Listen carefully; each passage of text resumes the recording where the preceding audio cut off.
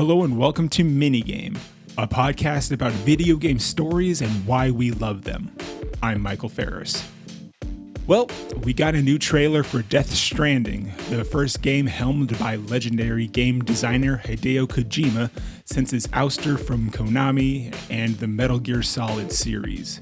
Like most of the other trailers for Death Stranding, this trailer is full of weird imagery, vague dialogue, and hilariously on-the-nose character names, such as Fragile, Hartman, and my favorite, Die Hard Man. I, of course, am very curious about what the final product is going to be, but that's not what really interests me about Hideo Kojima or Death Stranding. It's no surprise that Kojima has had ambitions to become a movie director, and his games have been full of cutscenes and stories. So I want to explore the inspirations for Kojima and what this could mean for what we can expect from Death Stranding. Even from the beginning with Metal Gear back in 1985, you can see some cinematic ambitions for Kojima. The game was full of dialogue and story beats, all encompassed in an early version of an open world. Thematically, the game takes a lot of cues from action films from the 1970s and 80s.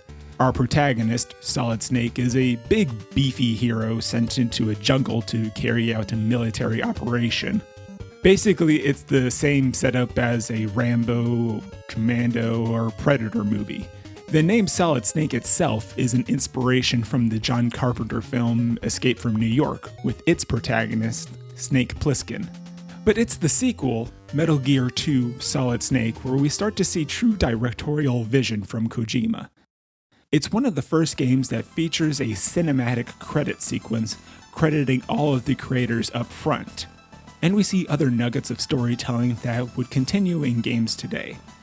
Characters expound on their backstories and relationships, heroes become villains and vice versa. Snake gets a love interest who dies in a scene dripping with 8-bit melodrama.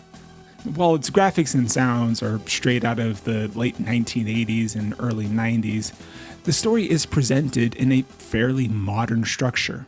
Though with the PlayStation and advances in technology, Hideo Kojima has finally been given the tools to tell the stories he wants in the ways he wants. With 1998's Metal Gear Solid, Kojima now has a 3D camera where he is given the tools of framing and camera movements to evoke emotions. Dialogue is fully voiced and filmed in traditional Hollywood styles. Characters can finally move and use space in a naturalistic way. The camera moves in ways that help grow the emotion of scenes. Slow zooms on faces during emotional scenes, frantic moments during action scenes, insert shots of important props, and slow motion is used to sell particularly cool moments. Yes, it was 1998 on the original PlayStation, so everyone's faces kind of look like overcooked potatoes, and environmental geometry is fairly basic. But the underlying technology, allowing for more traditional Hollywood storytelling techniques, makes the cinematic experience more palatable. Even from a narrative perspective, Metal Gear Solid shows a growing ambition from the 8-bit days of tough dudes with big guns. Metal Gear Solid tackles topics such as the threat of nuclear weapons, distrust in the government, PTSD, and moving on after being diagnosed with a terminal illness. It's a lot for one game to tackle, especially with relatively primitive storytelling technology, but its ambition reigns supreme and somehow manages to tell an effective and occasionally even moving story. But it's the sequel Metal Gear Solid 2 in which the Hideo Kojima we know nowadays was born.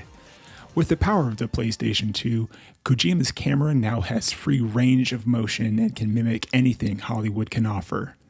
The camera now shakes during action scenes and explosions. Tracking and dolly shots now flow with realistic momentum, as though there's a real film crew moving a really heavy camera rig. There's even a few attempts at mimicking handheld camera work. The physical scale of what Kojima can film is now massive and is shot like a Michael Bay or James Cameron film. As Kojima's techniques were becoming more complex, so were the stories themselves that he was telling. Metal Gear Solid 2 was written and developed during a strange part of history, one that was filled with Y2K and technology paranoia, but before 9/11 changed the course of history forever. Whereas the Metal Gear series so far was grounded in a sci-fi version of reality, MGS2 goes off the deep end and sends us into a world of hypnosis, dual identities, the proliferation of misinformation, the mass production of giant robots by every government entity in the world, mass paranoia, a vampire, and a scene in which the former president of the United States wears a Spider-Man-style Doc Ock suit and rides on the back of a Harrier plane that is being piloted by a vampire. Seriously, it's a bloated mess of a story, but one that still manages to resonate with players today. Since we're already attached to many of the characters from the previous entries in the series, we are more willing to accept that they are now in a crazy new world. When Metal Gear Solid 2 was released, Kojima stated that 2 was going to be the end of the series. But 3 years later, Konami released Metal Gear Solid 3, Snake Eater. So what would inspire Kojima to revive the series? Well, we'll cover that and the next 3 entries in the series, where we go from a lighthearted, campy adventure to a nightmarish art house film style. On the next episode of MINIGAME. Thanks for listening. Executive producer for MINIGAME is Abu Zafar and produced by me, Michael Ferris. Original music for MINIGAME is produced by Lawrence Kelly. Check us out on social media at lore_party and at loreparty.com. Subscribe to MINIGAME and Lore Party on your favorite podcasting app and leave us a review on Apple Podcasts. It really helps us grow the show and the Lore Party Podcast Network.